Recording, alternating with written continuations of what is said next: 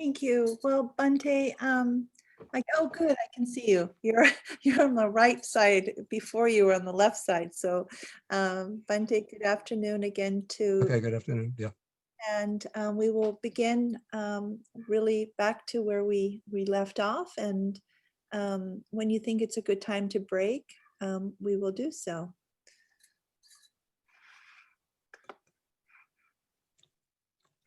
Okay, so are we ready to continue then? Yes, Bante. Okay, let me.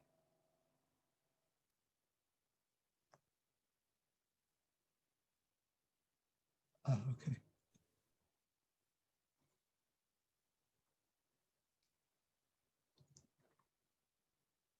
So the recorder is on, just to make sure. Yes, Bante. Okay. Okay. Okay. So now, at this point, we finished the unwholesome consciousness and the rootless consciousness, which includes the 7 unwholesome resultants, the 8 wholesome rootless resultants, 3 functionals. And now we come to a very big category, which is called beautiful, beautiful consciousness. So all of the other chittas, apart from the unwholesome chittas and the rootless chittas, are considered sobhana, which means is here translated as beautiful.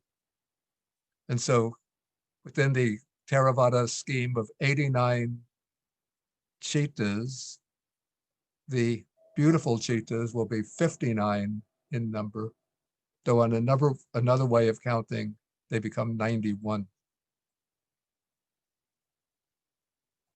And this is an important point. Would you share the screen with us? Oh, I'm sorry. Yeah, I often have to be reminded of that.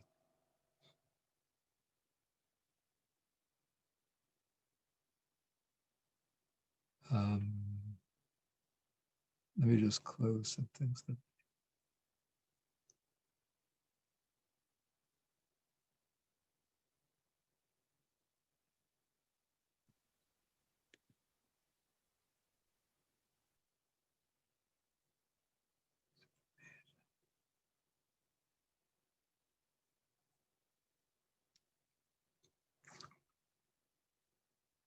Okay. Okay, is it working now? Yes. Yes, Bhante. Okay. Evan Bhante. Okay, so this is an important point, that what's called the beautiful has a wider range than the wholesome. The two are not absolutely synonymous. So the category of the beautiful includes all of the wholesome chittas, and this is a little difficult point to understand, the beautiful also includes resultant and functional chittas that have beautiful mental factors, in fact, that have the beautiful roots, because the roots of non-greed, non-hatred, non-delusion, in the Abhidhamma way of categorizing matters, are not only wholesome, but they also occur in certain types of resultant chittas and in certain types of functional chittas, not the rootless ones, of course, but rooted resultants and rooted functional chittas have non-greed, non-hatred, non-delusion, which are beautiful roots, but they're not wholesome because they're not occurring in wholesome chittas. Now, this is a difference between the sutta way of understanding the idea of the wholesome and the Abhidhamma way of understanding the idea of the wholesome. In the sutta way, the idea of the wholesome or kusala extends to anything that's considered good, beautiful, lofty, like the conduct of the Buddha is considered, his personal qualities are considered kusala or wholesome from a sutta standpoint. But from the Abhidhamma standpoint, kusala or wholesome refers to that which creates wholesome karma, karma with the capacity to ripen within the round of birth and death, within samsara. And so for this reason, the resultant chetas, which we'll be coming to, that have non-greed, non-hate, non-delusion as their roots, are beautiful chetas, but they're results, so they don't create karma, but they're still beautiful. And as we'll see, the chetas of the arhat, of the Buddhas and the arhats, and their actions are not considered wholesome, not kusala, but they're beautiful, but they're classified as kriya or functional. We'll be seeing that as we go along.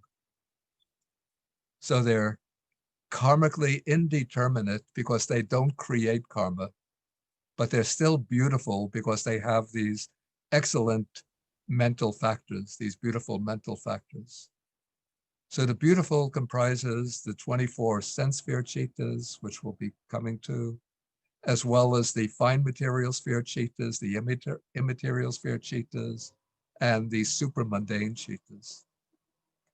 Okay, so we start with the sense sphere beautiful chetas. So here we have 8 beautiful, 8 sense sphere wholesome chetas. And these are differentiated by 3, in terms of 3 dichotomies, 3 distinctions. So I say this class of consciousness is divided into 8 on the basis of 3 principles of, well, let's say 3 dichotomies. Okay, so 1 is the associated feeling, which in the case of, in 4 chetas, the associated feeling is joy. This is pleasant mental feeling. And in 4 cases, it's called equanimity in the sense of the neutral mental feeling. So that is the first principle of the first dichotomy or bifurcation. Okay, the second principle of distinction, as we could see, is the presence or absence of knowledge. So we see 4 are associated with knowledge and 4 are dissociated from knowledge. And here in the consciousness associated with knowledge, the word translated knowledge, jnana, refers to the mental factor of wisdom. And this also represents the root non-delusion, the absence of moha. And in the case of the consciousness dissociated from knowledge, these chetas lack the factor of wisdom, though it doesn't mean that they involve ignorance. It's just that wisdom or understanding is not present in those chetas. And here I think I have to say a word about, to say something about this word that's translated as knowledge here, because it creates some problems if we think that the Abhidhamma is an all-comprehensive system of psychology that can explain every aspect of human consciousness and every aspect of human mental processing. Because then you come into these conundrums like, well, when a scientist discovers how to create a nuclear bomb, does his knowledge constitute a wholesome chitta or an unwholesome chitta? But I think the Buddhist formulators of the Abhidhamma are using the word jnana here in a rather narrow and specific sense, not to refer to every type of knowledge, but rather the kinds of understanding that are pertinent to the development of the Buddhist teaching. So this would be starting from an understanding of the workings of karmic law of cause and effect, through understanding things like the 3 characteristics, understanding the 4 noble truths, dependent origination, those types of understanding would be comprised under jnana, knowledge or wisdom, not understanding the laws of physics, the history of the Civil War, the laws of economics. Just, I'd say that the Abhidharma system is not really equipped to deal with those types of knowledge, and it's not intended to.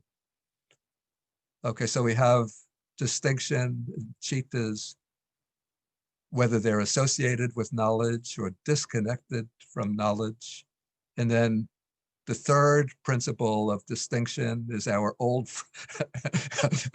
friend that we've met in the unwholesome chittas, whether they are prompted or unprompted. And so I think I have some examples to come. So again, the unprompted chittas are those when one performs a good action on one's own initiative, just spontaneously, without persuasion, without having to reflect and to compel oneself to do that. And then prompting occurs either through inducement by another person or when one engages in personal deliberation. Okay, then all of these chittas have roots. And so the four wholesome chittas associated with knowledge have three wholesome roots. So I should say that all wholesome chittas have at minimum two wholesome roots, non-greed and non-hatred. But certain wholesome chittas will have the third wholesome root, non-delusion. And non-delusion is equivalent to knowledge. And so those chittas associated with knowledge will have the root of non-delusion, which means they have three wholesome roots.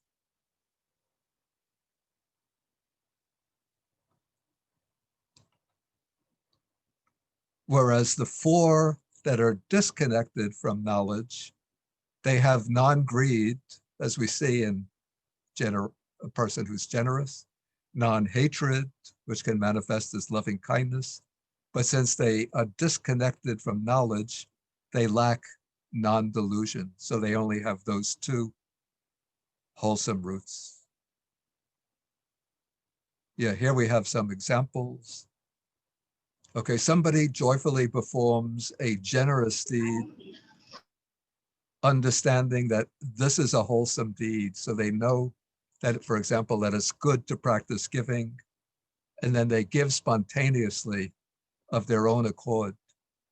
Somebody else performs the same good deed, giving a deed with understanding, but somebody has to persuade them to give, or they have to deliberate and persuade themselves to perform that act of generosity.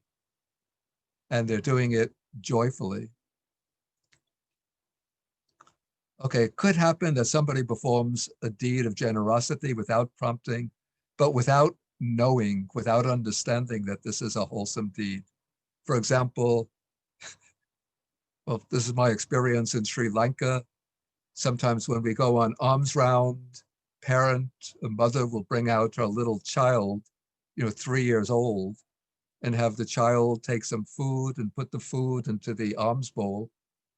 And then she'll have the child bow down to show respect. So that we could say is a wholesome deed. And the child is doing this joyfully, but they really don't understand what they're doing, but still is considered a wholesome deed. So it's being done with a wholesome citta. That would be a joyful citta done spontaneously, disconnected from knowledge.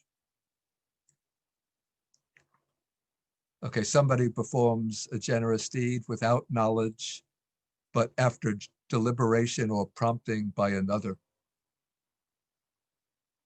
And then the same types of cittas can arise, but with a neutral feeling, with a kind of equanimous kind of indifferent feeling, and either with prompting or without prompting.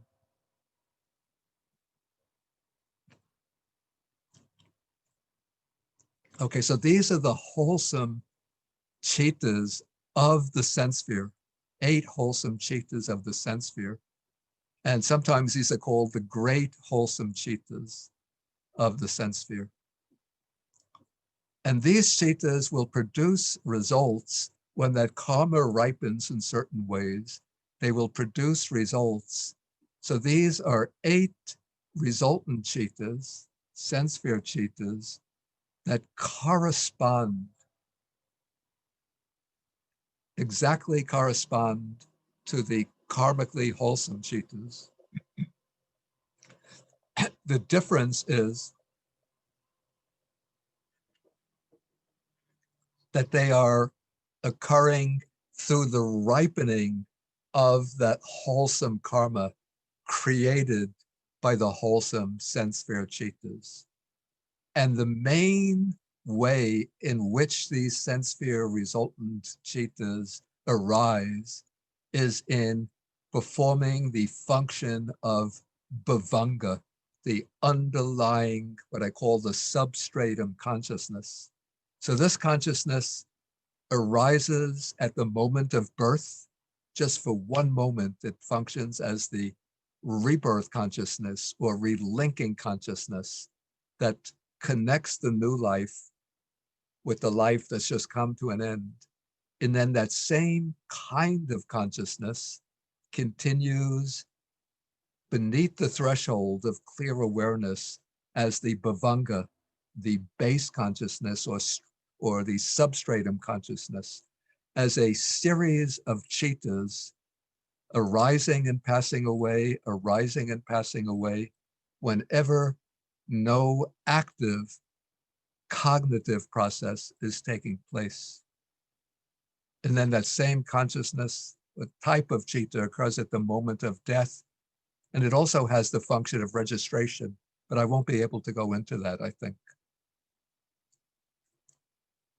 But when one takes rebirth in the sense sphere, as particularly as human beings or as devas, one will be devas of the sense sphere, in the sense sphere heavens.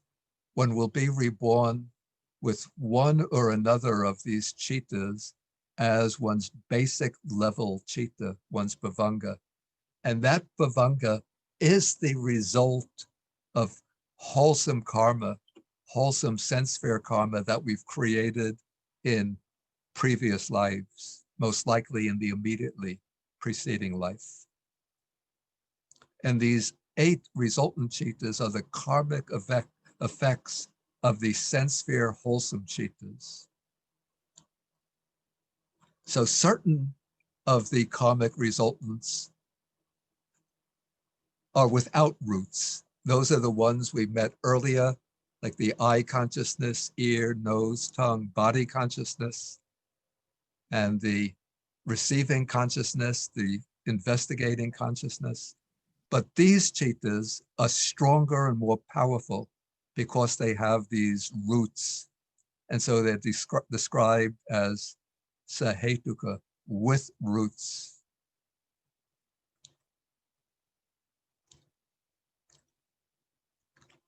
Okay, then we come to the sense sphere functional consciousness.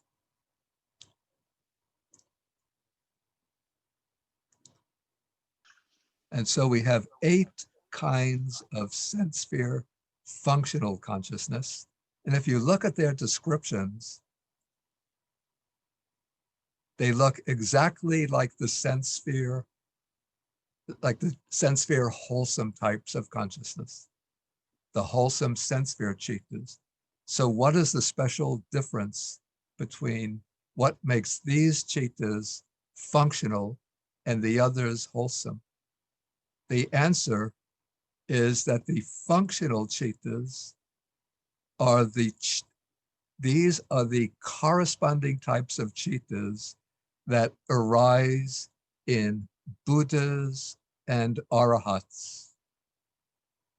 So the explanation says that the 8 wholesome sense sphere chittas arise in worldlings, that is ordinary people, and in trainees, that is those who have reached the lower stages of realization, but not yet the final stage of arhatship.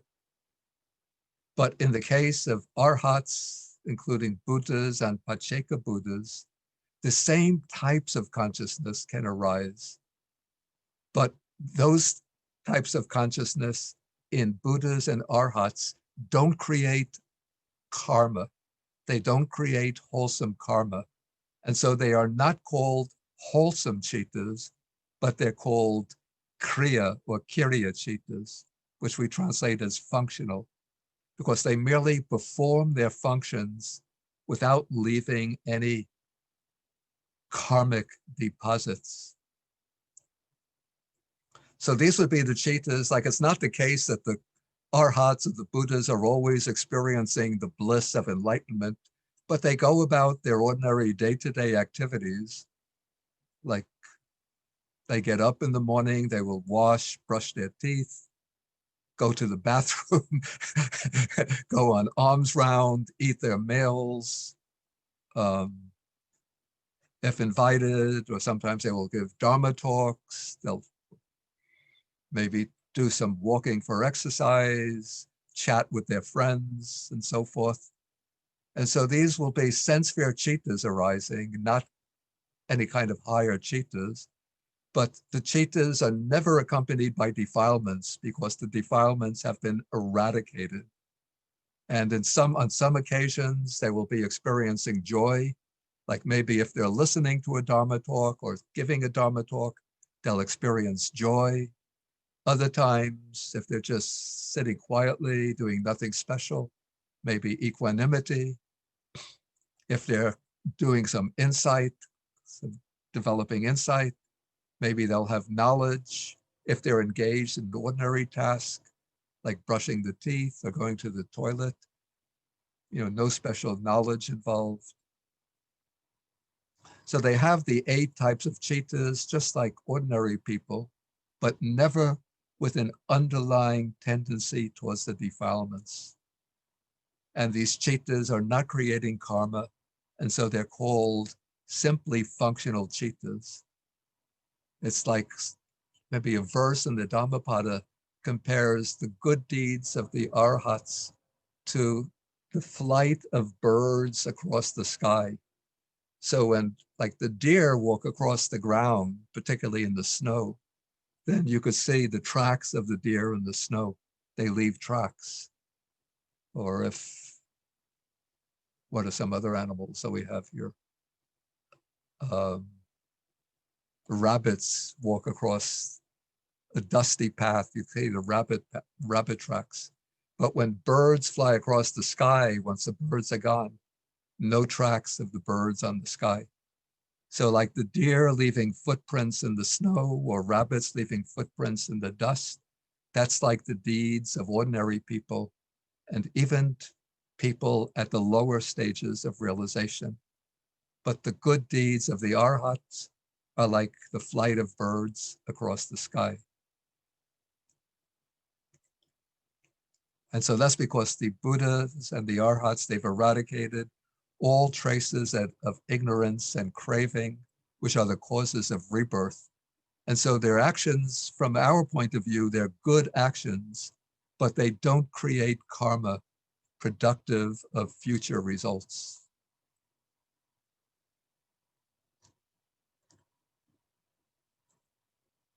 Okay, so this takes us through the sense sphere beautiful consciousness.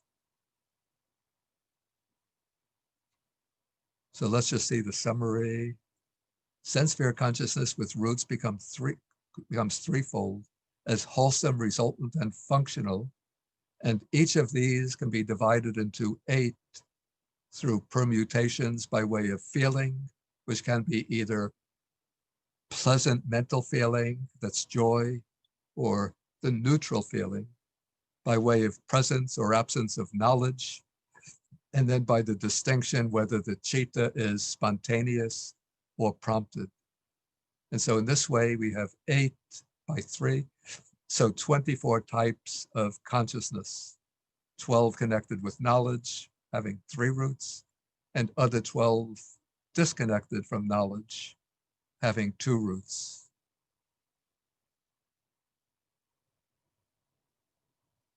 And so now we look at the summary of all of the sense sphere chittas. We have 8 great wholesome. Those are the wholesome with roots, with the roots. The 12 unwholesome, 23 resultants, 7 unwholesome, 8 rootless wholesome resultants, 8 great resultants, 11 functionals, 3 rootless functionals. That is the 2 inverting types of inverting consciousness, 5-door inverting, mind door inverting, and the smiling, the arhat smiling consciousness, and the 8 great functionals, which we've just gone through. Okay, maybe before we go on to the next group, maybe we could see if there's any questions. Give maybe 5-10 minutes to questions. Richard, do you want to take it? You have to. Thank you, Bhante. So yes, there are some questions. First one is, could you expand on these terms wholesome and unwholesome?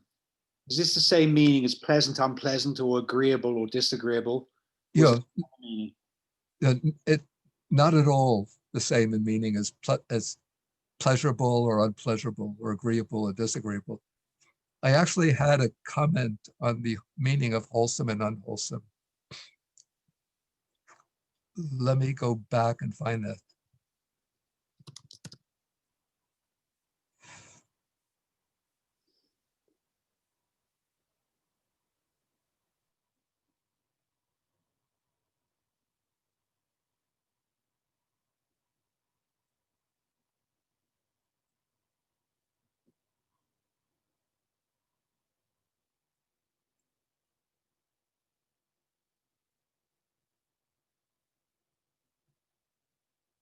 Okay.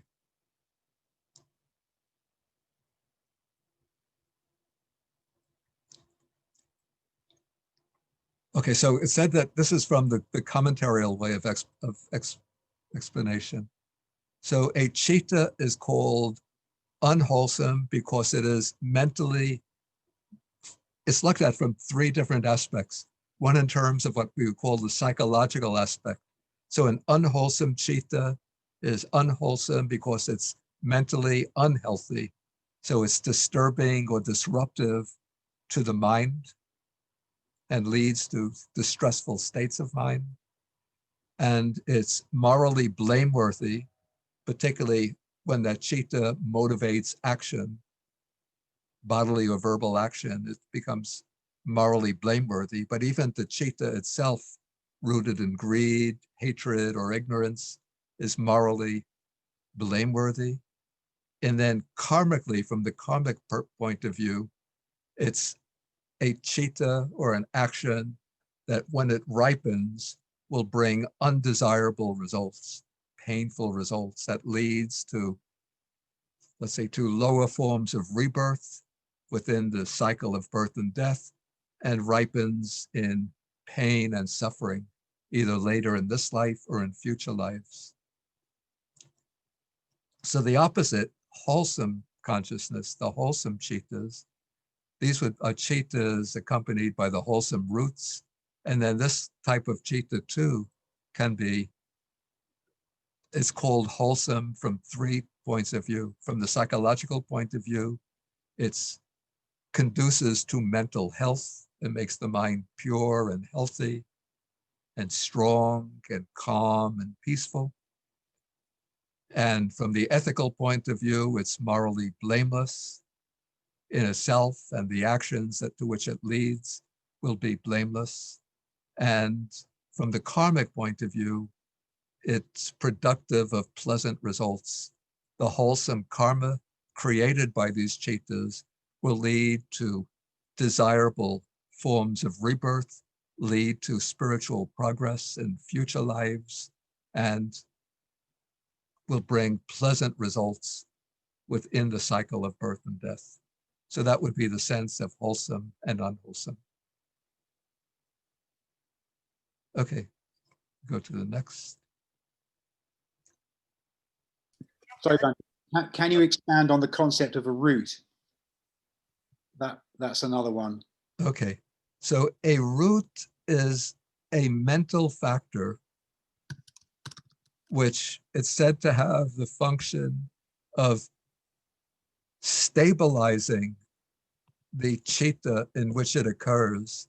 And it's compared to just as the roots of trees will stabilize a tree and make the tree strong.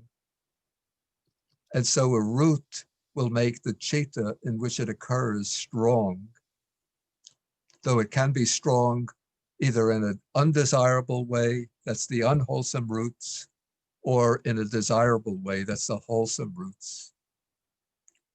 Thank you, Bhante. The third question here.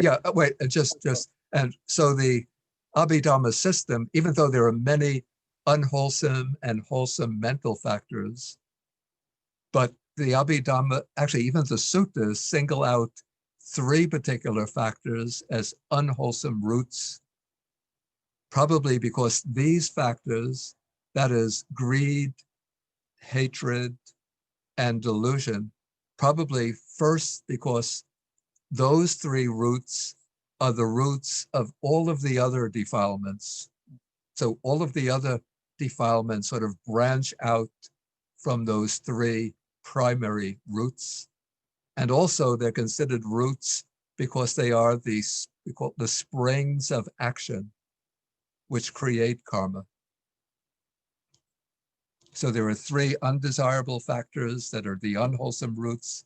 And then the 3 wholesome roots also will be the roots of all the other beautiful mental factors and the motives for creating wholesome karma. Okay, we could take the next question.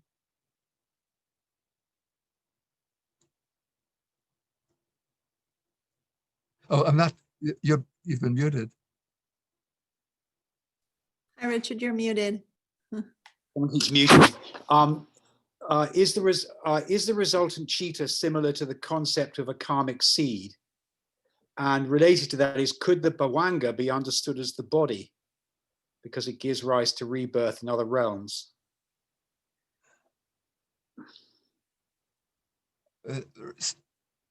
Say the question again. Okay, the first one is the resultant chitta similar to the concept of a karmic seed? I would actually say that it's just the opposite, that the karma, let's say that the chittas that create karma is a bit like sowing the seed. The karma itself is like the seed, and the resultant chittas are like the plants, the crops that grow out of the seeds. Okay. Yeah, in fact, the word is vipaka, which is translated as resultant. The literal sense is the ripening or the harvest of the seeds planted by the karma. Okay. And then the second question, whether the bhavanga can be. Yeah, the second question is, could the bhavanga be understood as the body? Not the physical body, not the physical body. Well, well, in as much as it causes rebirth in other realms.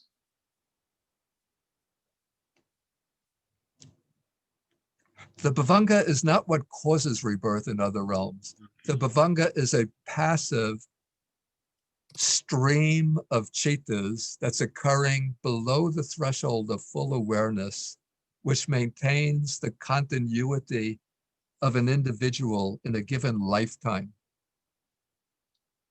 But it's a type of chitta. It's not physical. It's a mental or a series of mental events. I think the question has come from your mention of rebirth consciousness, when the bhavanga causes rebirth in another. The bhavanga doesn't cause the rebirth, but what happens in a given lifetime, the first chitta to arise is the rebirth consciousness. Also, it's called patisandhicitta, which means relinking, because it connects the new life with the life that's just come to an end. So that's the rebirth consciousness, but that lasts just for one moment. And then when the rebirth consciousness stops, it's followed by the bhavanga. And the bhavanga is the same type of consciousness. That is, it has the same constituents, but it has a different function. It's not connecting the old life with the new life with the old one, but it's just flowing on beneath the threshold of clear awareness, maintaining the continuity of personal identity through the course of an entire lifetime. Thank you, Bhante. The fourth question is, are all ahetuka chittas vipakas? I think it was shown that not all of the ahetuka chittas are vipakas. There are 18 ahetuka chittas. Of those, 15 are vipakas. That is 7. Let's find.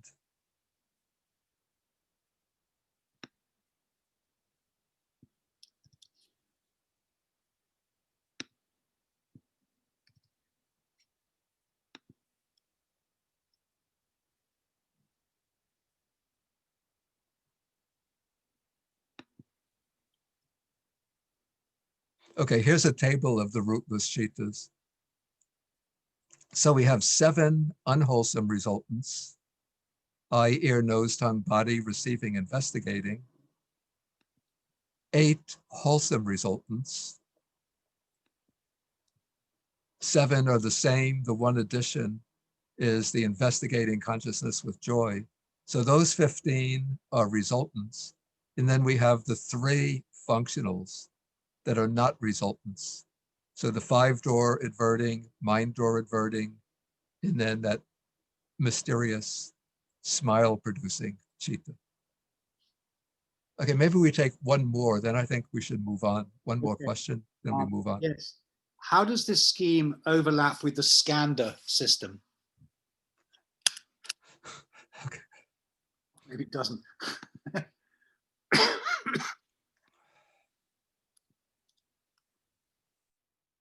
Maybe I'll take that question tomorrow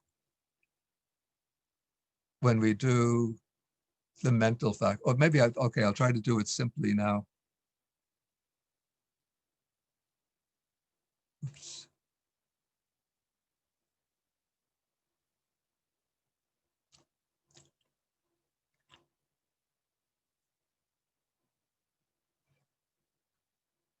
Or maybe let's save that question for the end, since that gets a little complicated to explain, for the end of today's session. So after I go through the remaining chittas.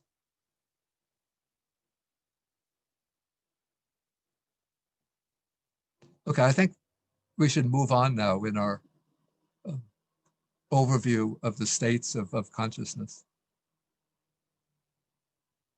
Now let me find my place.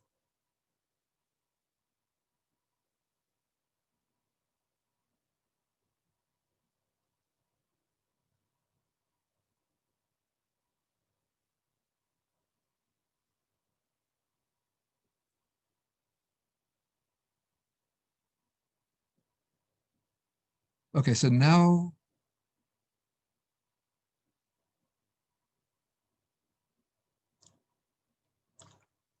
we finished our overview of the sense sphere chittas.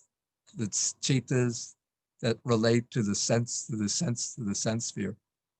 Now we come to what are called the fine material sphere chittas.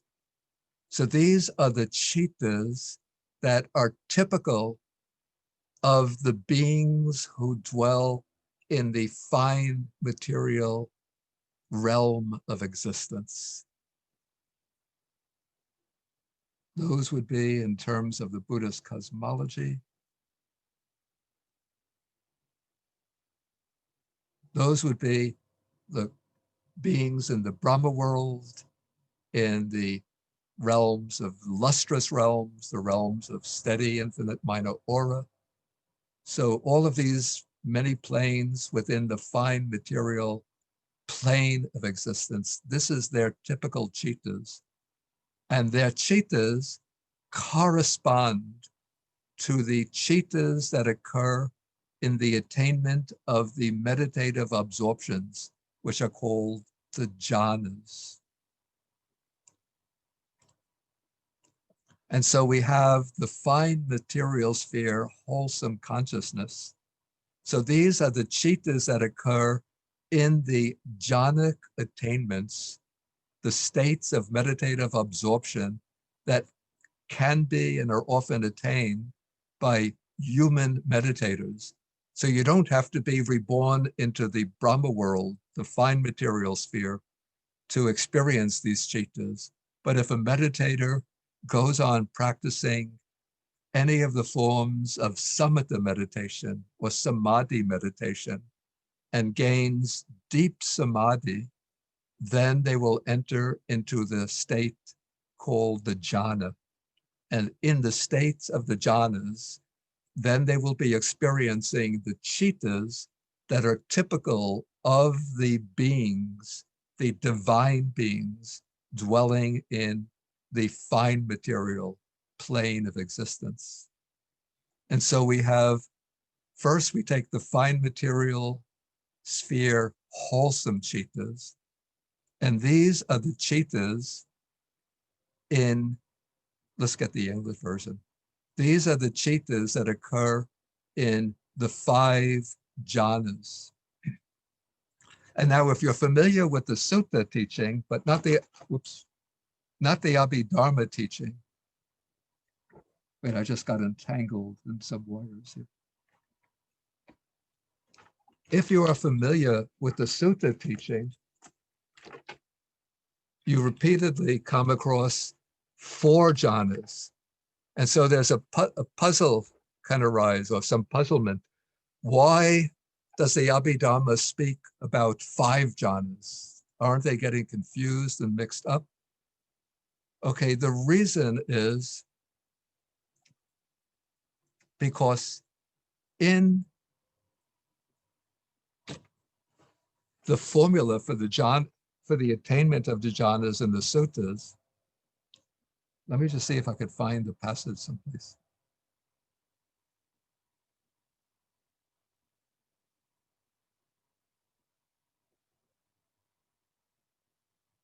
I won't try to find it. Okay, it speaks about you enter the first jhana, which has initial thought, sustained thought, rapture, pleasure, and one-pointedness of mind. And then to move to the second jhana, you eliminate the first 2 factors. Here it's called initial application and sustained application. So in the sutta formula, to move from the first jhana to the second jhana, you eliminate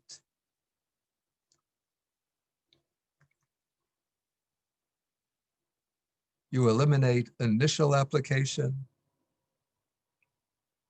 and sustained application, and then you get into the second jhana with, I don't like the word zest, but that's used, zest, happiness, and one-pointedness of mind. But initial application and sustained application, or in Pali, vitaka and vichara, are distinct mental factors. So in the sutta way of exposition, it's assumed that you eliminate these 2 simultaneously.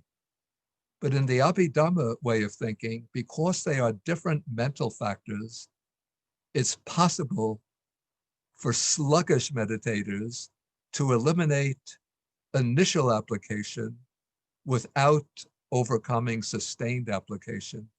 So therefore, in the Abhidhamma presentation of the jhanas, we have a second jhana, which has eliminated initial application, but it still has sustained application, zest, happiness, and one-pointedness. And then one moves to the third jhana, by eliminating sustained application, retaining zest, happiness, and one-pointedness. One moves to the fourth jhana by eliminating zest while retaining happiness and one-pointedness. And then one moves to the fifth jhana by replacing happiness or pleasant feeling with neutral feeling, with this equanimous feeling.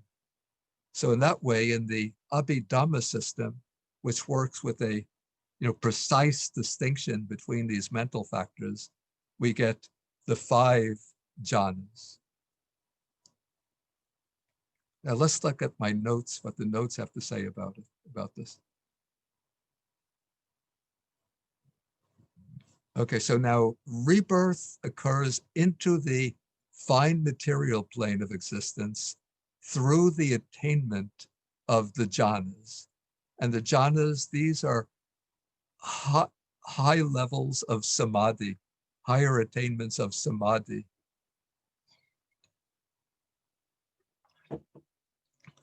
Okay, so we have the 5 wholesome fine material sphere chittas. So those are the 5 chittas that occur with the attainment of the jhanic meditative absorptions. So when ordinary people or worldlings and trainees, these would be disciples at the lower levels of realization, develop the jhanas in this life itself, then they will be experiencing these fine material sphere, wholesome fine material sphere chittas. I'll skip the resultants here. When arahats attain the jhanas, then they will be experiencing the same 5 types of chittas, basically, except their jhana chittas are called functional because they're not creating any karma leading to rebirth in the fine material sphere. So the arhats will enter the jhana, not with the aim of gaining some rebirth, but just to experience the bliss and peacefulness of the jhana in this life itself. Okay, but now coming back to the worldlings and trainees at the lower level who develop the jhanic attainments, when those jhanic attainments, they create karma, which is called fine material sphere karma. And that fine material sphere karma will bring about their results, and they produce their results by bringing rebirth into the fine material plane of existence. So the results of the jhanic attainments will be rebirth, the rebirth consciousness and the bhavanga consciousness of the beings in the fine material plane of existence. So to take for an example, the beings in these worlds, a little small, I'll blow it up. Okay, the Brahma's retinue, Brahma's ministers, the Mahabrahmas, the beings in these worlds have been reborn here by developing the jhanas as human beings, by developing and mastering the first jhana as human beings. And so when they're reborn into this plane, their rebirth consciousness and their bhavanga consciousness is the resultant consciousness of the first jhana. The beings in this realm have as their rebirth consciousness and bhavanga the resultant chittas of the second and third jhana. The beings in this realm and these realms have as their rebirth and bhavanga consciousness the resultant consciousness corresponding to the fourth jhana. And then the beings in these realms have as their rebirth and bhavanga the resultant consciousness corresponding to the fifth jhana.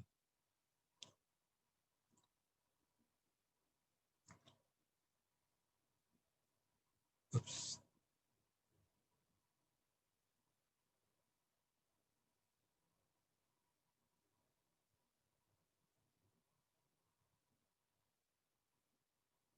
Okay, as for these jhana factors, let's see what's said about the jhana factors. Okay, so this is an important point. So each jhana is defined in terms of certain associated mental factors, which are called the jhana factors. So in the first jhana, we have 5 jhana factors. So the first of these is called initial application, which is a rough translation of vitakka. But the way it's explained in a technical sense to mean the mental factor that directs the mind onto the object. That is the function of that mental factor. And then its counterpart, vichara, translated here as sustained application. This is the mental factor that sustains the mind on the object, or continues, it's the continued exercise of the mind on the object. So the two are very closely associated, but they have slightly different functions. And the commentaries use different similes to illustrate their relationship. The one I like best is this one. It's like when washing a dish, you use one hand to hold the dish and another hand with the towel to wipe the dish dry. So vitakka is like the hand that holds the dish, since vitakka directs the mind onto the object, applies the mind to the object. And then vichara is like the hand wiping the dish, because vichara sort of sustains the mind on the object. The third factor, and I don't like this translation zest, but I'm taking over an older translation. So the Pali word is piti, which means, or can be explained as delight, or a kind of, I would call it elation, through the focusing of the mind on the object. And so as the mind starts to home in on the object, and the concentration intensifies, and the various wandering thoughts fall away, and the mind remains increasingly steady on the object, there arises this joy, this delight, this uplifting elation, which becomes more and more powerful until it pervades the entire body, or is felt as pervading the entire body. So that is piti, was now I translate it as rapture. The next factor is Suka, which is pleasant feeling, pleasant mental feeling. Here rendered as happiness.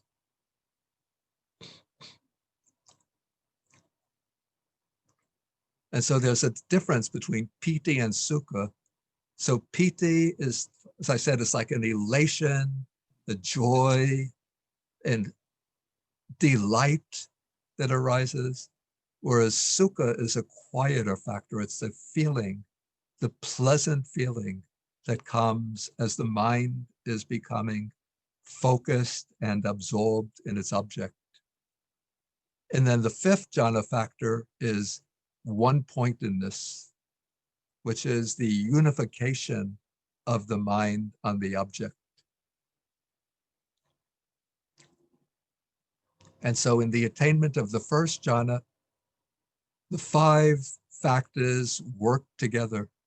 So vitakka applies the mind to the object, vichara sustains it there, piti brings delight in the object, Suka is the experience of happiness in the jhana, and ekaggata is the focusing of the mind on the object, the one-pointed focusing of the mind on the object.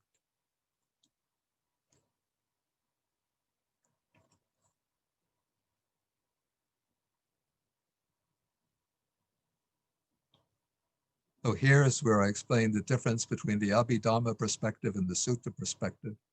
So in the suttas, the Buddha explains the jhanas as fourfold by teaching the simultaneous elimination of vitakka and vichara in progressing from the first jhana to the second. So applied thought, initial application, and sustained application fall away simultaneously. But in the Abhidhamma, the jhanas become fivefold by including this intermediate jhana in which vitakka is eliminated, but vichara remains.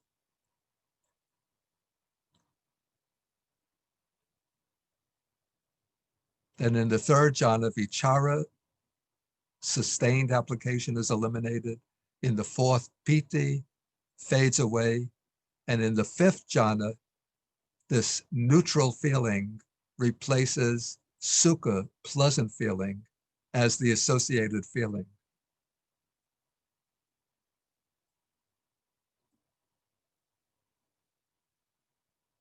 Okay, so in this way we have 5 jhanas, but then these become 15 chittas by distinguishing them as the wholesome chittas. Those would be the chittas and ordinary people, not quite ordinary since they have to be very good practitioners of meditation, but good practitioners who are still worldlings, that they haven't reached any level of realization. The disciples of the lower levels of realization. So those who attain the 5 jhanas will be experiencing wholesome chittas. When the arhats attain any of the 5 jhanas, they will be experiencing the 5 functional jhanic chittas. And then when these jhanas, the wholesome jhanas, bring their results by way of rebirth into the fine material plane of existence, the 5 jhana chittas will occur as resultants in the role of rebirth consciousness and the underlying bhavanga consciousness. And it's said that in the jhana consciousness, knowledge is always present in some form, even if one isn't developing insight within the jhana, but there's some kind of knowledge there. And so it's said that the fine material sphere chittas always have 3 roots: non-greed, non-hatred, and non-delusion.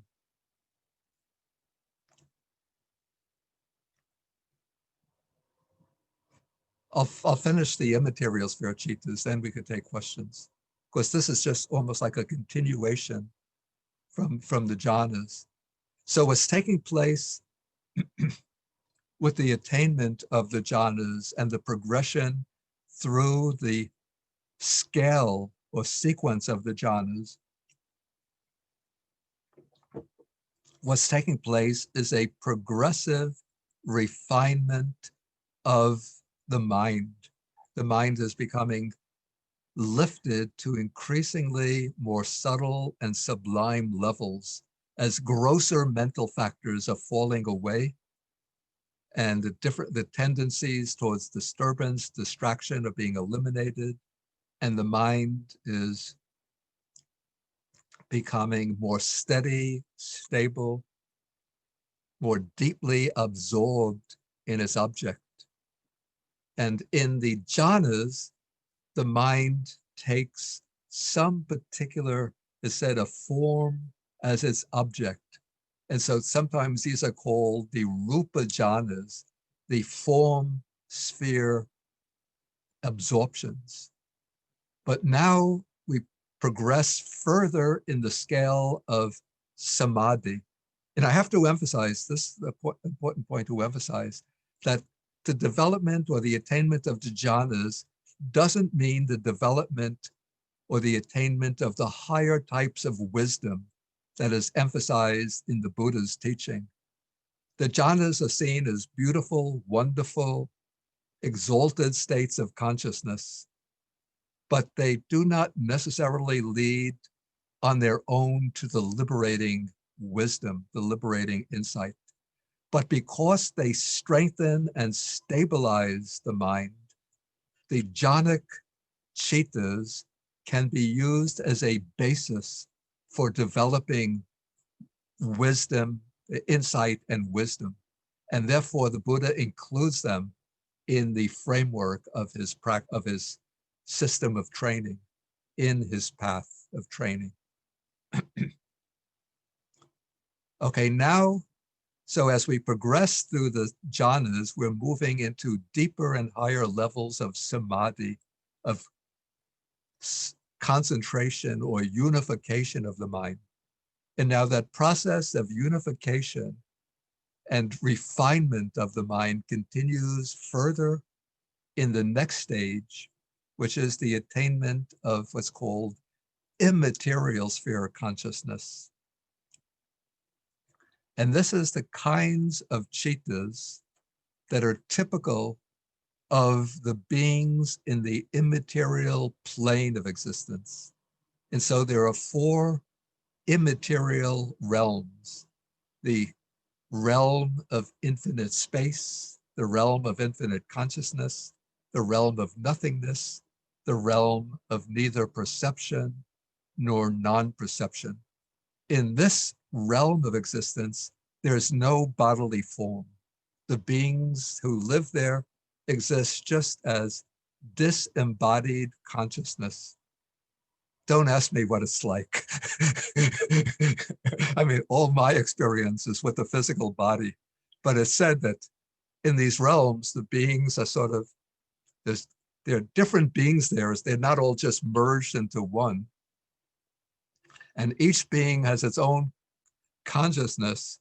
And whether they have means to communicate with each other, I don't know. Maybe they could communicate mind to mind, but there's no physical form, bodily form there. So that is the immaterial plane of existence. And the substratum, well, I'll come to that, but the consciousness typical of this realm of existence are the immaterial sphere chittas. And these chittas can be reached through the deeper meditative absorptions by human beings. In fact, when the Buddha, before his enlightenment, when he was seeking the way to enlightenment, under his first meditation teachers, he learned the immaterial sphere types of meditation. So he mastered the 3rd stage, the base of nothingness, and the 4th stage, the base of neither perception nor non-perception. But he realized that these practices on their own did not necessarily lead to enlightenment and to nirvana, to the attainment of nirvana.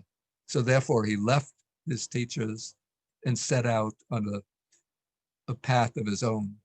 But later, because he realized that these practices, that these states of meditative absorption could be used as a basis for developing insight, he included them in his complete system of training for those who have the aptitude for developing those states. They're in no way necessary, but some meditators have a natural aptitude for deep samadhi, and so they can attain those states and then use them as a takeoff point for developing wisdom.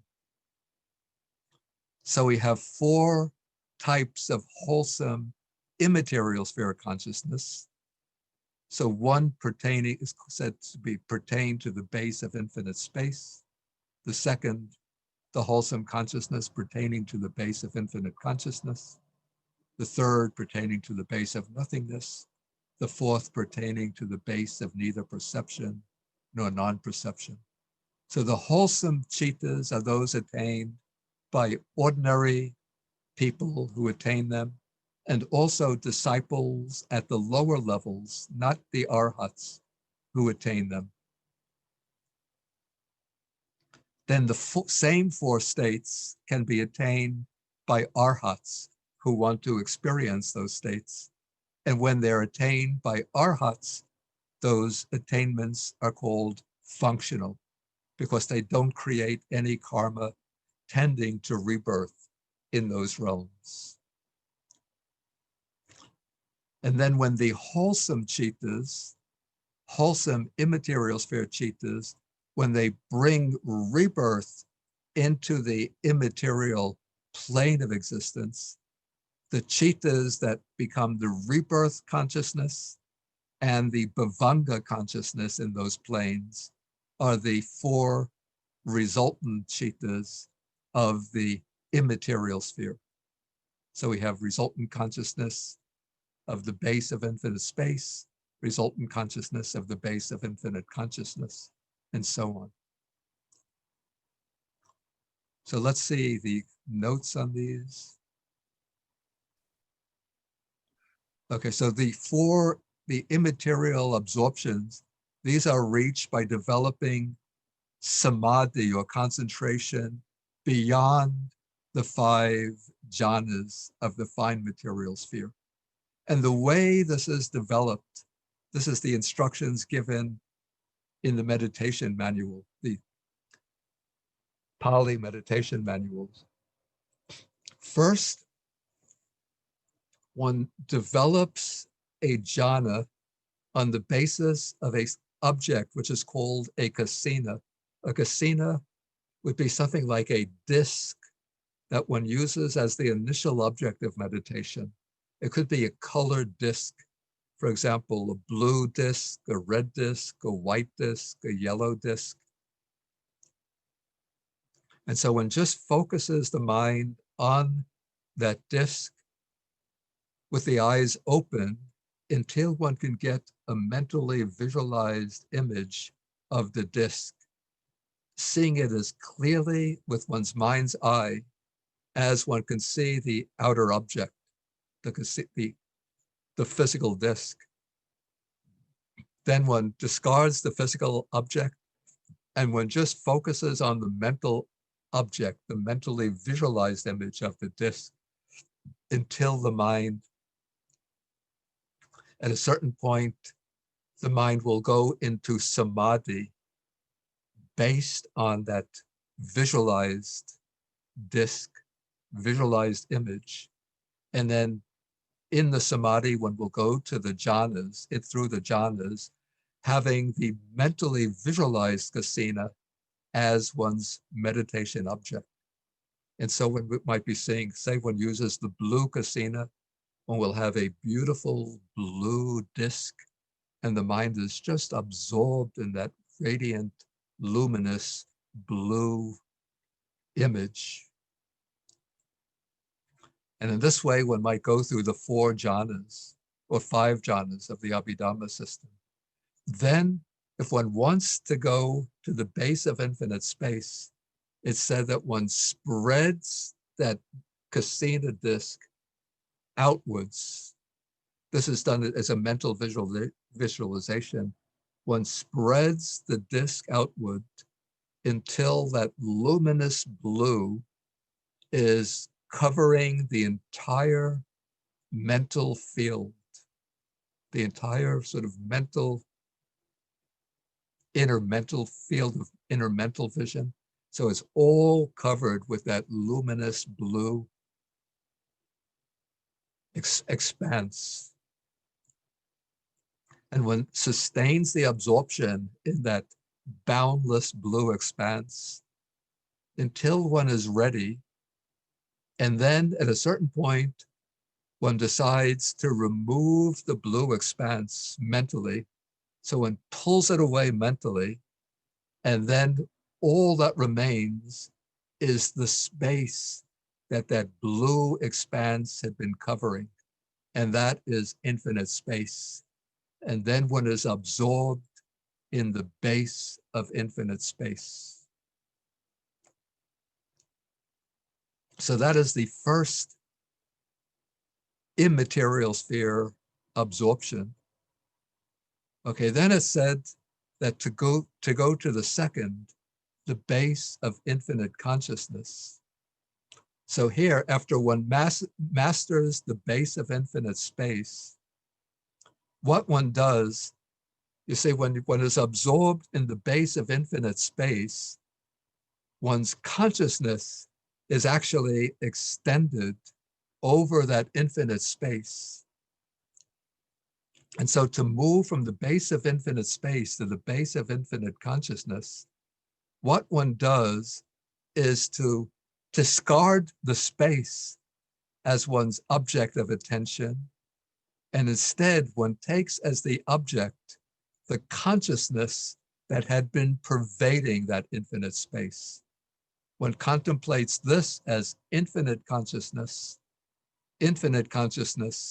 until the mind becomes absorbed in the base of infinite consciousness. Okay, then it says, first one has to master the base of infinite consciousness. Then to move to the base of nothingness, what one does is to take as one's object the present non-existence, voidness, or secluded aspect of the consciousness pertaining to the base of infinite space.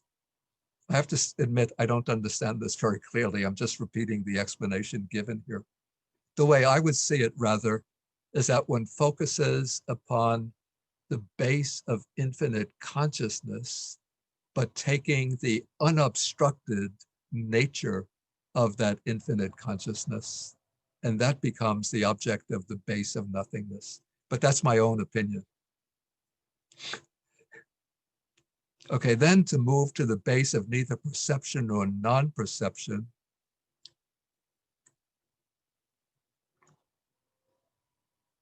it's said that one takes as one's object the consciousness in the base of nothingness. And this attainment is called the base of neither perception nor non-perception, because it still includes some kind of perception, but the perception has become so subtle, so refined, that it's no longer performing the ordinary decisive function of perception. So it's said that in this type of consciousness, the factor of perception has become so subtle that it no longer performs the decisive function of perception. And so this state cannot be said to have perception, and yet perception is not completely absent, but it's still there in residual form. And so one can say that one is without perception. So it's designated in this paradoxical way, the base of neither perception nor non-perception. Okay, so those are the four citas, the four immaterial sphere citas, and they can occur, as we said. Well, let's go to the summary. So the immaterial sphere consciousness is fourfold when classified by way of object, but it becomes, but again, it's divided by way of the wholesome, and then by way of the resultant, and by way of the functional, those absorptions as attained by arahats. Okay, here in the notes, I have some ways in which the arupa jhanas, that's the immaterial jhanas, differ from the rupa jhanas.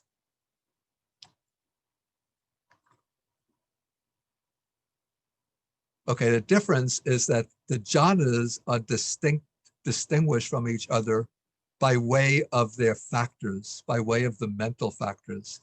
So the first jhana has 5 factors, the second 4, the third has 3 factors, the fourth has 2 factors, including pleasant feeling, and the fifth has 2 factors with neutral feeling replacing pleasant feeling.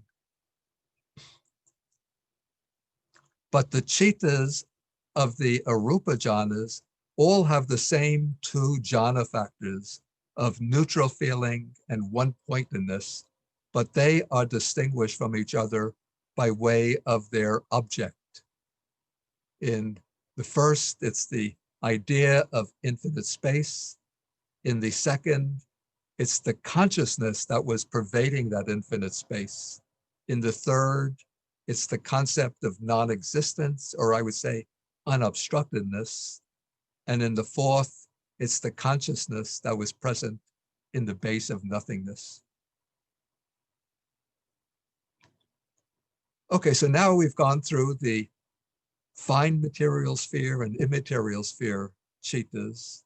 And so now maybe we could take some questions.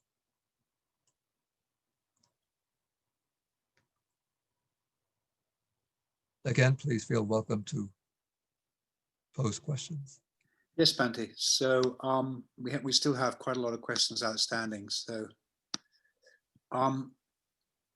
would this be a good time to talk about the scander system, or should I leave that till later? The one you To scan the system? Yeah, there was that question. How does this overlap with the scander system? And you said to Oh, the scander. I say the scander. No, after I do the next set. Okay. After we do the supramundane chittas. Okay, so the next question is relating this to childhood attachment. How does one work with childhood attachment patterns, which one can see the body is still reacting to, even if one wishes those to be wholesome? I mean, can this be related at all to childhood experiences and childhood memories?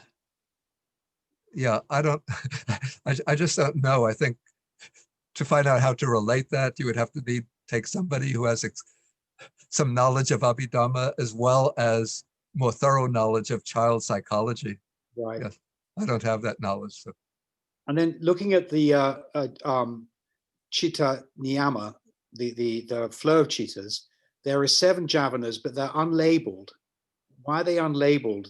They just seem to be 7 jhavanas without any labeling. You mean without any distinction between them? Yes, any distinction, yes. Yeah, that's a good question, actually. And the reason is that when it comes to the jhavana phase, normally the 7 jhavana chittas are all the same type. So the same type of chitta runs for seven times. So it goes 1, 2, 3, 4, 5, 6, 7 times. And I think it's said that it gathers strength till it reaches the maximum strength with the 4th and 5th chittas in the jhavana series. And it starts, well, the 1st, 2nd, 3rd are a bit weak, then gathering strength.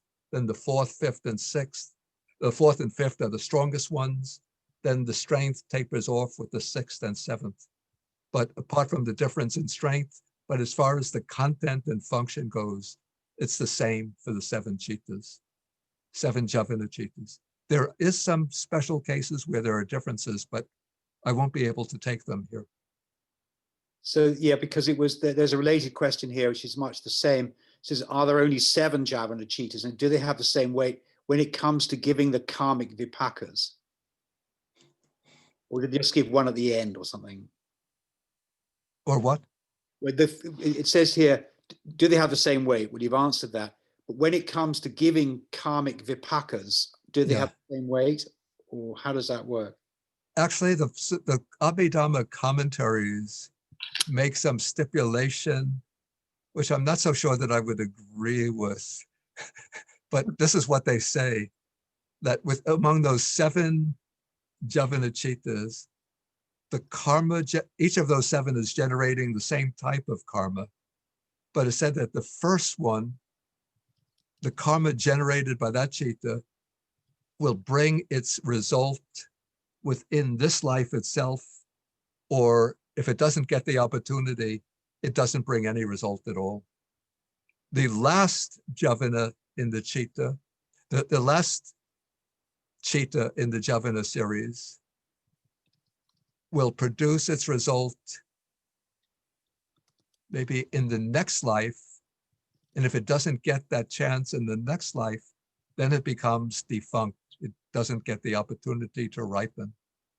And the jhavana chittas, the 5 in the middle, retain their karmic potency through the entire course of rebirths. They never become extinct until one gains liberation. Mm-hmm. But this is a judgment. We don't find this in the canonical Abhidhamma, but this comes, and it seems to me that as commentators looking to make finer distinctions than are really necessary, which is the way commentators maintain their living. Thank you, Bhante. So the third one is, what is the relationship between aversion and fear? How can we understand fear in the Abhidhamma system? That's a very interesting question. And it's a puzzle which I haven't been able to answer myself and haven't found the answer to. That fear is mentioned so often within the suttas, but we don't find fear included as a factor within the Abhidhamma system. I could only offer a speculative explanation that there are many different types of fear, and some within the framework of the sutta system would be considered wholesome and others unwholesome.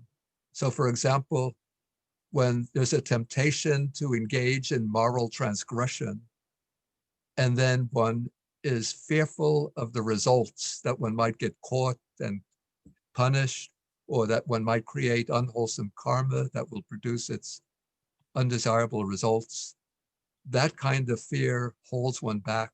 So that would be a wholesome kind of fear. And that's actually represented by a particular mental factor, which is called, which we'll come to tomorrow, called ottappa. And then there's maybe the fear of continued old age, birth, old age, sickness, and death. That would be a kind of fear that motivates one to engage in the practice. So that would be considered maybe a wholesome kind of fear. But then there are all of the irrational fears, and fear is a crippling and disabling mental state, which would be considered unwholesome.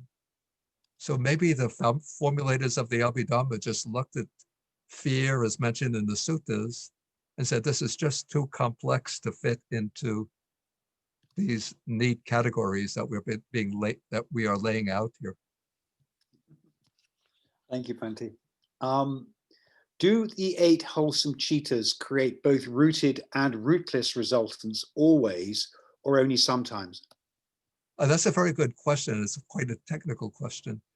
Do the 8 wholesome citas create? Did we lose Richard?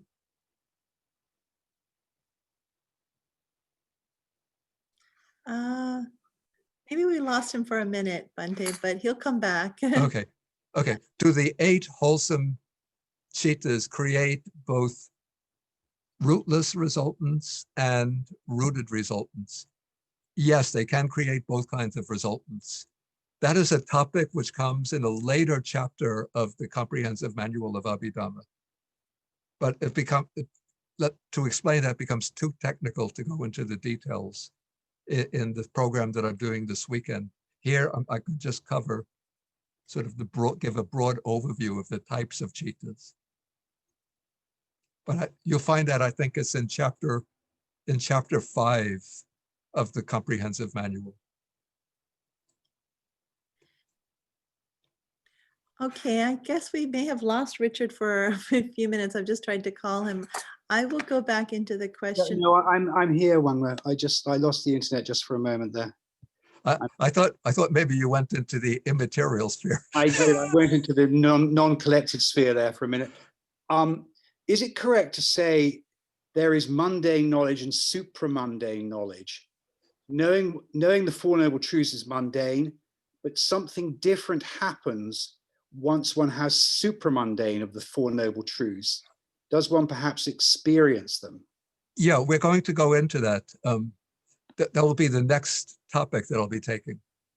Oh, thank you. When we come to the supramundane citas. Thank you, Bhante. Then there's another one here. Some translators use the terms skillful and unskillful instead of wholesome and unwholesome. Yeah. Is either set of terms closer to the Pali meaning, or does skillful, unskillful simply mean how one develops skills to achieve liberation? I think it's just the alternative choice of translation, alternative translation choices. In my way of thinking, I always think of skillful or unskillful as applying to a person. So somebody is skillful, for example, in cooking, or somebody is skillful in languages, and somebody doesn't have those skills, somebody who is clumsy or not skilled in cooking. Whereas I think of states of mind as being healthy or wholesome and unhealthy or unwholesome. But it's a matter of the choice of the translator. There's no real, they're both representing the same Pali word. And then there's another question here. Is there any discussion anywhere in the Pali canon or contemporary interpretations that speak of rebirth in this life in the form of karma as psychological patterns, perhaps between thought to thought?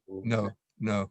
That's become a popular, I have to say, a popular sort of modern way of understanding and explaining rebirth.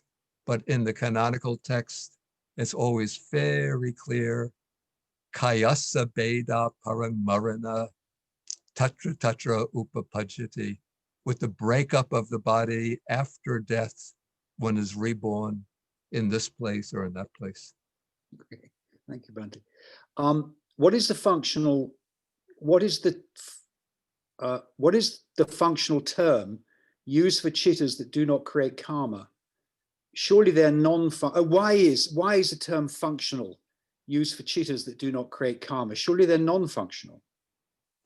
No, let's say all chittas are functional and that every chitta has its function, but some earlier translator just chose that word functional to represent that class of chittas in the Pali Kriya chittas. And here in this manual, I just followed their lead. I didn't want to come up with a new original term. But we have to understand that every chitta performs a function, but the chittas that perform particular functions without creating karma, those chittas of the arahats, and those chittas that just have some function within the process of cognition. So we just use the word in English, functional, for them. But wouldn't they be non-resultant? I mean, it just seems a strange, because kriya means action, doesn't it? It's like, yeah, but I guess non-action. So like, they perform their actions, so that's why they're called kriya. But the action doesn't create results, karmic results. It will have manifest results, visible here and now. Like if an arhat with a kriya chitta picks up a toothbrush to brush his teeth, the result will be the brushing of the teeth, but that's not a karmic result. It's just the action that follows from that chitta. Right. So, okay, Bhante, if all jhanas have 3 good roots, why don't those minds lead to enlightenment until they do insight meditation? Yeah, that's a good question. And I've always been somewhat puzzled by the stipulation that knowledge or wisdom or non-delusion is present in the jhana. And I have to confess, I can't give a very clear explanation of that, because it seems that in the jhana, the mind is really just absorbed in the object. It's not really understanding anything, but just absorbed, experiencing either that bliss, joy, or peacefulness, but not actively understanding anything. But still, the formulators of the Abhidhamma have said that because those are exalted chittas, that there has to be the 3 good roots, including the root of non-delusion in those chittas. But it's somewhat problematic in my thinking. Thank you, Bhante. And then finally, in the immaterial spheres, do beings have no rupa? Normally both nama and rupa has to be there for rebirth. Or is it that their rupa is very small and fine, like a small rupa or something? Yeah, the nama rupa have to be there together for rebirth under normal conditions in all of the other realms. The realms that we're acquainted with, the lower realms, the human realm, the sense sphere deva realms, and in the fine material sphere, normally there's nama rupa together, except there's one plane, which is rather strange. I won't go into it. It's called the non-percipient realm. It's a realm of rebirth in which there's only material form. The stream of consciousness temporarily comes to a stop, and the being is reborn there just as material form, without nama, without consciousness, for the duration of the lifespan. When the lifespan comes to an end, then the suspended stream of consciousness catches up with that living being, and then the process of nama rupa together continues. But in the arupa sphere, there's just the mental factors, consciousness and mental factors, without any physical form at all. And then the final question is this, in the functional cheetahs that don't cause karma, the difference is there are no defilements.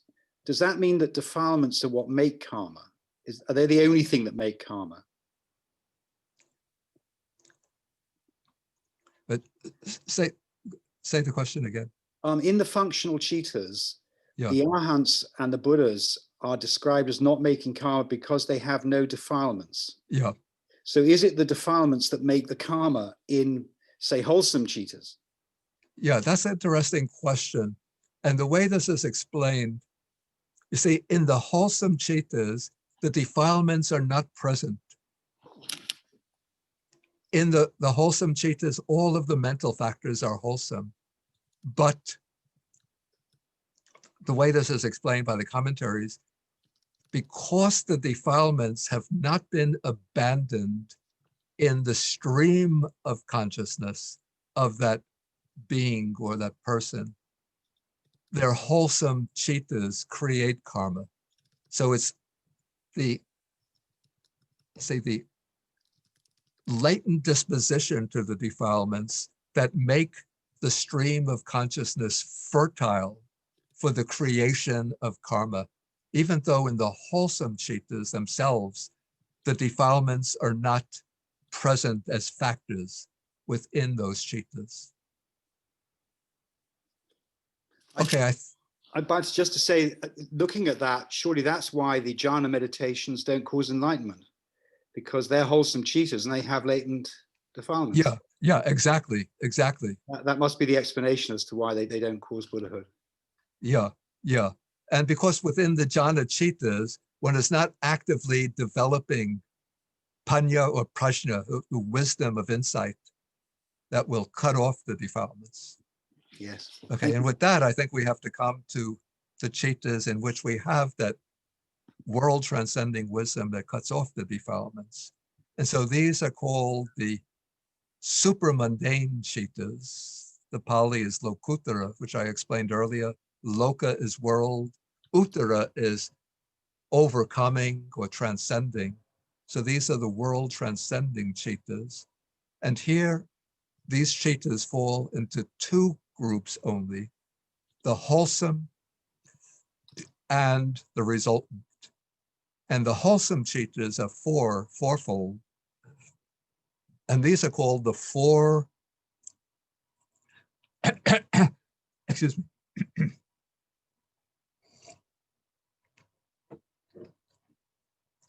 The cheetahs of the four world transcending paths.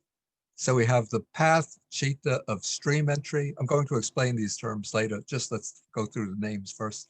The path cheetah of once returning, the path cheetah of non-returning, and the path cheetah of arhatship.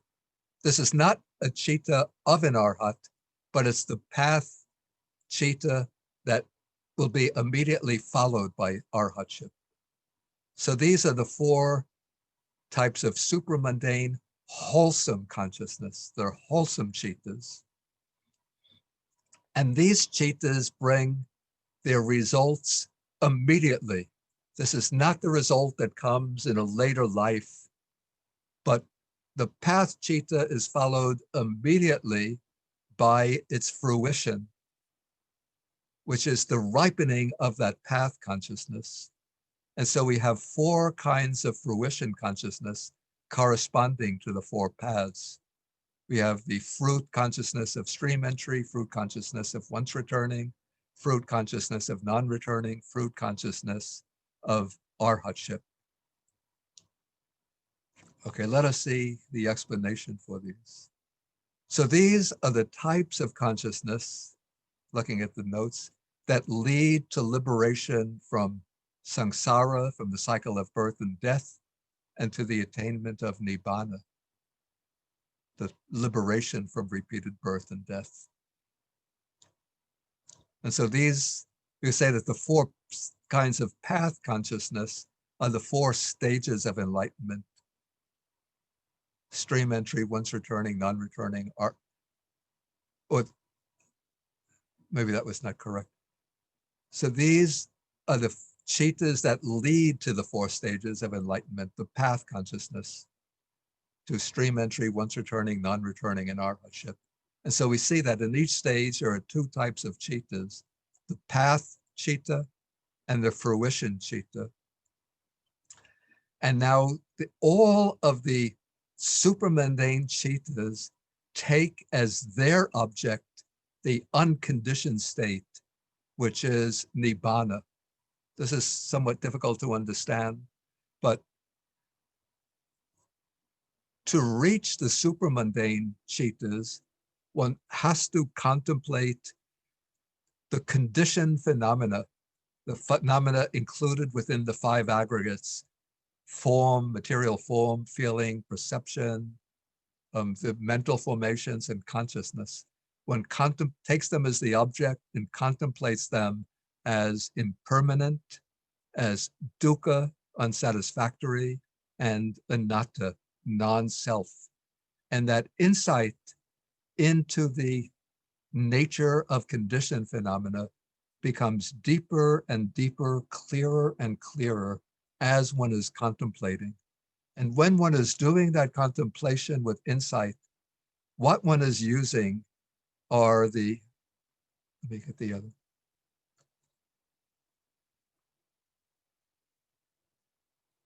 One is using the wholesome chittas, wholesome sense sphere, beautiful chittas, associated with knowledge. So those chittas associated with knowledge of the sense sphere, those are the chittas involved in the practice of insight meditation, by which one is seeing into the nature of conditioned phenomena as being arisen from conditions, dependently arisen, and therefore impermanent, dukkha, non-self. And when the insight reaches its peak, its culmination, then the stream of consciousness turns away from all conditioned phenomena, and just momentarily it sort of lands upon or penetrates nibbana, the unconditioned, the unborn, unproduced reality as its object. And with that penetration of the unconditioned nibbana, there occurs simultaneously, well, that is the arising of the path citta, which is followed, and the path citta just lasts for one moment. And each path citta can occur only one time. Like when you reach the path of stream entry, that path citta occurs only one time, and one never attains the path of stream entry again, because you've reached stream entry. You don't need that citta anymore. It's done its work. And then that's followed by the fruit, which also takes nibbana as its object.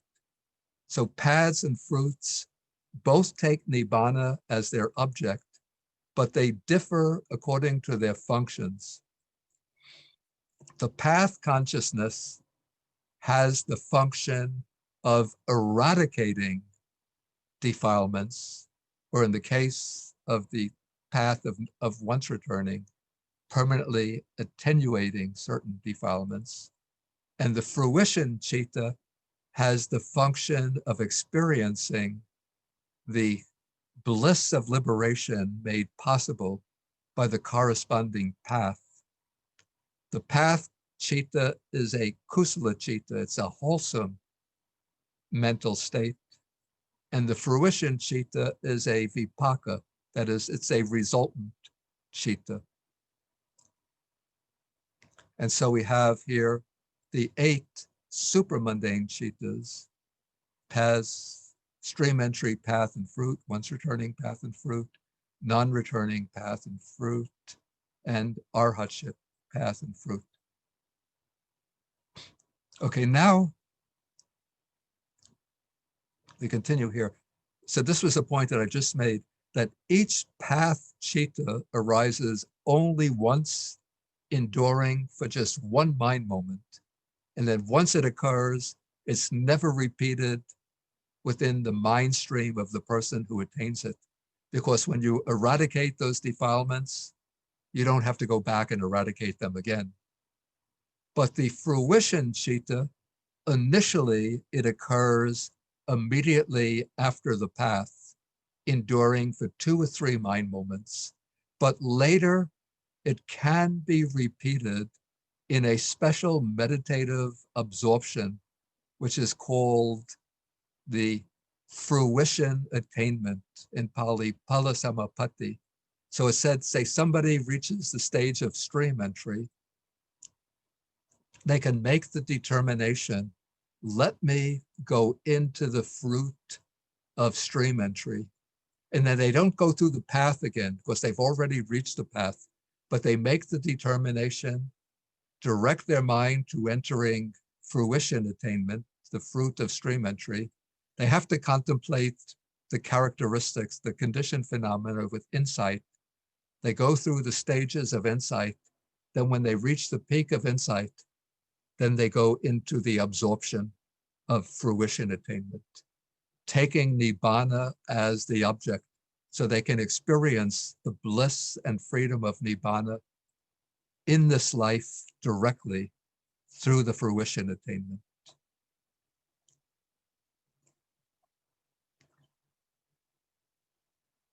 Okay, now I come to what are the defilements eliminated by each of these path attainments. So there are the defilements to be eliminated by the paths are presented as a set of 10 fetters. The Pali word used is sangyojana, 10 bonds that keep us in, or fetters that keep us in bondage. So the path of stream entry has the function of cutting off the first 3 fetters. This is the view of a self, of a truly existing self, doubt about the 3 jewels, about the Buddha, his teaching, and the Aryan Sangha, and then clinging to rites and ceremonies and observances with the belief that they, on their own, are capable of leading to liberation. The path of stream entry also cuts off greed, hate, and delusion strong enough to lead to a subhuman rebirth. So therefore, one who reaches the stage of stream entry will never be reborn in any of the lower planes of existence, in the hells, the animal realm, the realm of the hungry ghosts, or the realm of the asuras, the angry titans.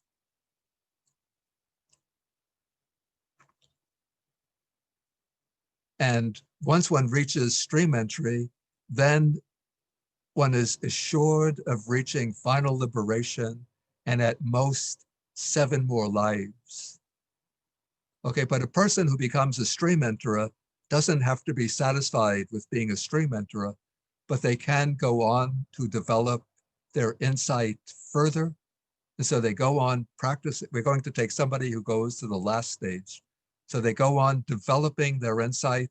Again, they go through contemplating the nature of conditioned phenomena. And when their spiritual faculties, especially wisdom, become strong enough, then they reach the next path, the path chitta of once returning. And this chitta doesn't eradicate any fetters, but it's said that it weakens the grosser types of sensual desire and ill will. And so a person who has reached this stage will be reborn in this world at most 1 more time before attaining liberation. But there are actually some complexities involved in this that maybe I won't go into because there's no time. Maybe just quickly. So if you attain once returning in this life as a human being, one could be reborn in the Deva world and attain final liberation there. Or one could attain the stage of once returning in the Deva world, then come back to the human world and attain final liberation here as a human being. Or one could attain the stage of once returning as a human being, then be reborn in the Deva world, then come back from the Deva world to the human world and attain final liberation here. Okay, now a practitioner is not satisfied with being a once returner, so they go on contemplating with insight, and then they reach the third path consciousness, the stage of non-returning. With this, they cut off the fetters of sensual desire and ill will, which are the fetters that keep us bound to the sensual plane of existence. And so the person who reaches the third path will never again be reborn in the sensuous plane. So if they don't reach arhatship, then they will be reborn in the fine material plane and attain liberation there. But then we have the practitioner still wants to reach the final goal, so they continue to develop insight, and then they reach the path consciousness, the path citta of arhatship. And this citta destroys the 5 subtle fetters. So that is the craving for fine material sphere existence, the craving for immaterial sphere existence, a very subtle type of conceit, a very, very subtle kind of restlessness, and then the subtle residue of ignorance. And by cutting off these 5 subtle fetters, one becomes an arhat, no longer subject to rebirth in any realm of existence. Okay, and then I've already explained that the path consciousness leads to the respective fruition in the same cognitive series immediately after the path, but thereafter the meditator can enter into their respective fruition attainment, and then there'll be a series of fruition cittas continuing one after another in succession. Okay, so with this, I think we've covered all of the types of cittas. There is a way of differentiating the supramundane cittas as 40, but I don't think there's time to explain that now. I think I should leave the remaining 10 minutes for questions.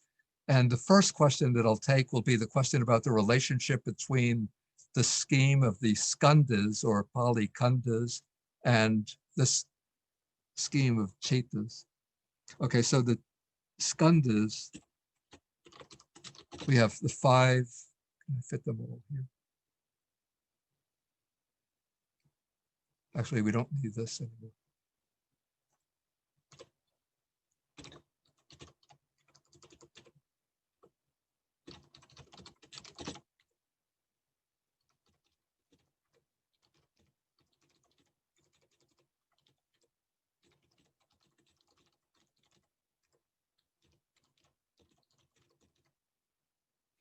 Okay, so this is the scheme of the 5 skandhas. Now, what the Abhidhamma does, probably because it's more theoretical, this scheme is more sort of practical from the standpoint of developing insight meditation, whereas the Abhidhamma scheme is more theoretical. So what it does is to reduce the number of actualities that are concerned. And then outside the 5 aggregates, there's that reality, which is unconditioned, nibbana, which is not one of the 5 aggregates.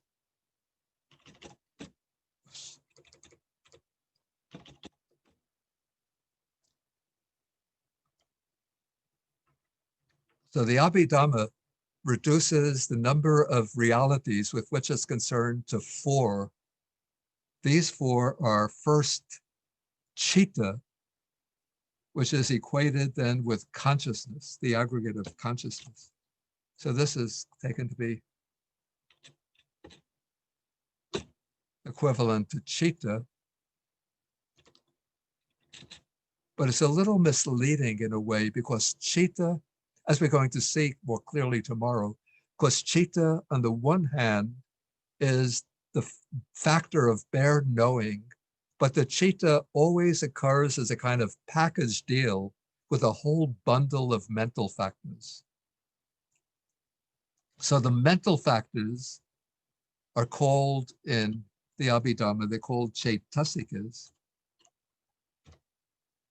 And so the chaitasikas include feeling, perception, and the mental formations. I don't know how to make a bracket. Maybe there's a way to make a bracket with a pen. Ah.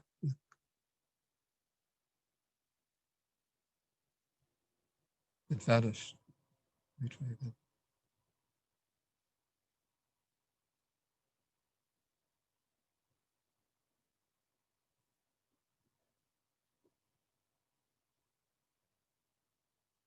Ah, here it is. Okay, so the aggregates of feeling, perception, and mental formations go into the category of,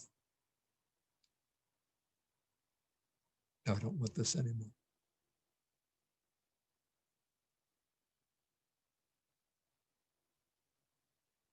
So feeling, perception, mental formations go into the category of chaitasikas, and then material form becomes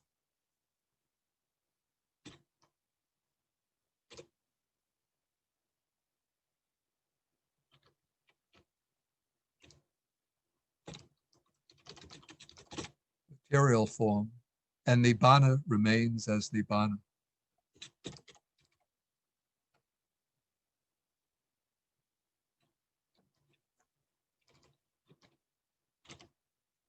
And so the Abhidhamma uses a scheme of 4 basic realities rather than the 5 aggregates plus nibbana.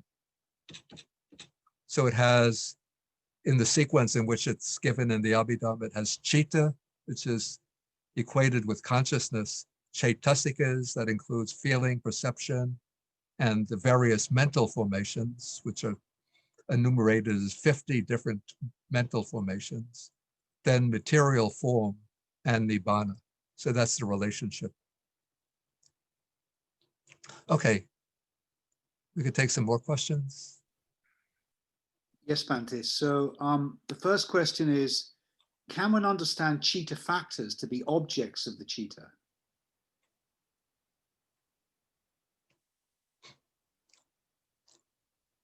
Maybe let's hold off with that, because tomorrow we're going to be taking the chaitasikas. Those are the mental factors.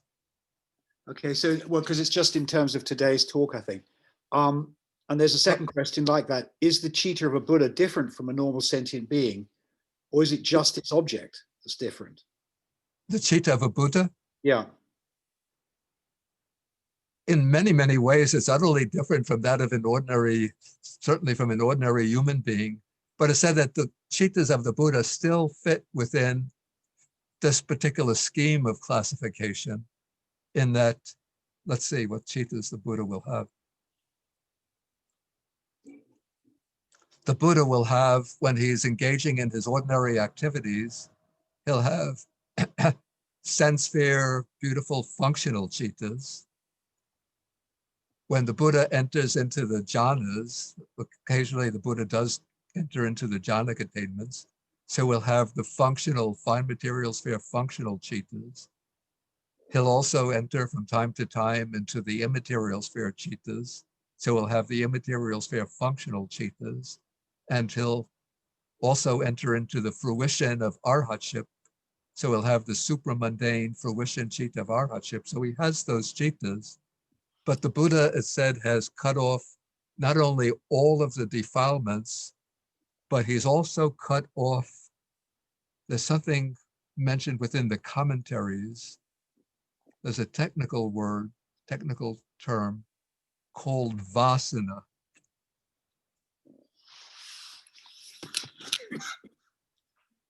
Which means subtle imprints that are left by the defilements, even when the defilements are eliminated. So arhats who are not the Buddha still have the vasanas, these dispositional tendencies, even though they don't have defilements. But the Buddha has eradicated not only the defilements, but the vasanas. And it's said that the vasanas are the obstruction to omniscience. And so the Buddha has, because he's eliminated the vasanas, he has access to the sabanyuta jnana or savajñata jnana, the knowledge of omniscience. Thank you, Bhante. What's the relationship between the 10 fetters and the 3 taints, asavas? It's too bad that I erased. Did I erase the taints? Oh, I have them here still. Okay. So we have the taint of sensual desire. So amongst the 10 fetters, this would be the fetter of sensual desire. And the taint of, it's called the taint of being, but it really means the taint of craving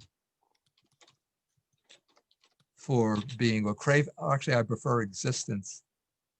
This is craving for conditioned existence. So this, in terms of the fetters, would be the craving for existence in the fine material sphere or in the immaterial sphere. And then the taint of ignorance is identical with the fetter of ignorance. But then there are certain fetters that are not included amongst the taints, like, what were some of the others? The wrong view, clinging to rites and rituals, doubt, conceit, restlessness. So they're not considered taints, but they're considered fetters. Could you expand on that? Because obviously they relate to the same event, which is going from the mundane to the supramundane. So they must be related somehow. If somebody wants to see the details, one can go to chapter, let me see which chapter it is.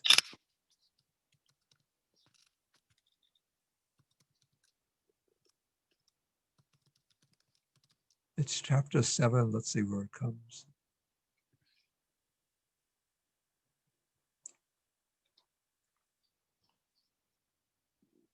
Yeah, this table shows a relationship between the defilements, the different classes of defilements, and the unwholesome mental factors. So we see the mental factor of greed occurs as the taint. This would be the taint or asava of sensual craving and craving for existence. And amongst the fetters, it occurs as the fetter of sensual desire and the fetter of desire for fine material existence and immaterial sphere existence. In the Abhidhamma, the asavas, a fourth asava is added, the asava of wrong view. So wrong views is added as a fourth asava. So we have wrong view becomes an asava, a taint, and also a fetter. And then delusion is the taint of ignorance and the fetter of ignorance. But we see other mental factors which are not included amongst the taints, but they're included amongst the fetters. And you'll find more detailed explanations of this in chapter 7. Thank you, Bhante. Yeah. There are only 2 more questions. What are the sources to look into to know more about death and types of death? For example, akala marana or accidental death. Yeah, there are some sections in this comprehensive manual that explain that. I think this is in chapter 5.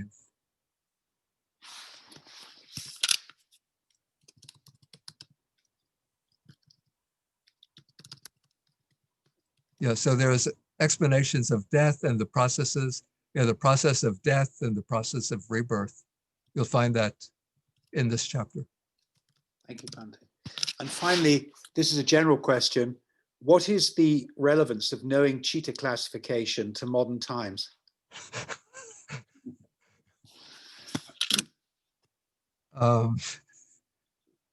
Let us say that it's always useful to understand one's own mind in knowing how to function in a wholesome and healthy way in dealing with the challenges of modern life. And so maybe that all of the detailed technicalities of the Abhidhamma in their details is not so necessary, but it's useful to be able to understand the different chittas in terms of the roots. What are the types of chittas rooted in greed? What are the chittas rooted in aversion or hatred? What are the chittas rooted in ignorance? And what are the wholesome chittas?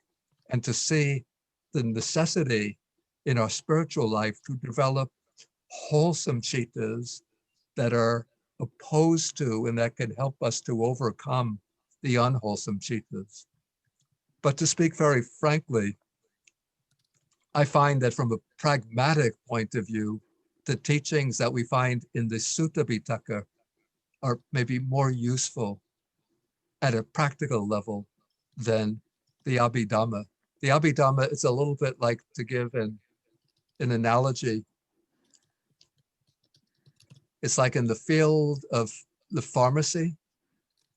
So the Sutta teaching tells what kind of medicines to prescribe for what kind of illnesses, whereas the Abhidhamma maybe describes the chemical constitution of the chemical constitutions of the different medicines.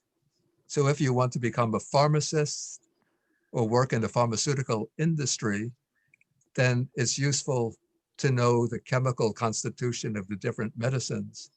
But if you're a pharmacist in a drug shop, knowing what kind of medicines to prescribe, or a doctor who has to prescribe the medicine for the illness, that would be like the Sutta teaching, relying on the Sutta teaching. Thank you, Bhante. You've been very generous. And we're just over 4 o'clock. So I'm going to hand you back to Wangma now. Okay, and then we continue tomorrow. So please come back tomorrow for our treatment of the mental factors to see the workings of the mind in greater detail.